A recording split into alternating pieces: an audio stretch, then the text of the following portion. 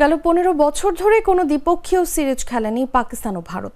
একটা সময় পর আবারও ভারত পাকিস্তানের মধ্যকার দ্বিপক্ষীয় সিরিজ দেখার আশা থাকলেও মঙ্গলবারের ভারত শাসিত কাশ্মীরের পহেলগামে সন্ত্রাসী হামলার পর নিকট ভবিষ্যতে দুই চিরপ্রতিদ্বন্দ্বী দলের দ্বিপক্ষীয় সিরিজ আয়োজনের সম্ভাবনা শূন্যে নেমে গেছে।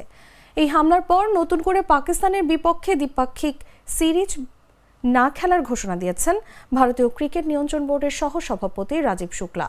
স্পোর্টস টককে তিনি বলেন, আমরা হামলার ক্ষতিগ্রস্তদের সঙ্গে আছি এবং এই ঘটনার নিন্দা জানাই। আমাদের সরকার যা বলবে আমরা তাই করব। দ্বিপাক্ষিক সিরিজে আমরা পাকিস্তানের সঙ্গে খেলি না, কারণ এটা সরকারের অবস্থান। ভবিষ্যতেও দ্বিপাক্ষিক সিরিজে আমরা পাকিস্তানের সঙ্গে খেলব না। তবে আইসিসি ইভেন্টে আমরা খেলি, কারণ এটা আইসিসির সঙ্গে সম্পৃক্ততা অনুযায়ী হয়। আইসিসিও জানে কি ঘটছে, তারাও বিষয়টি দেখছে।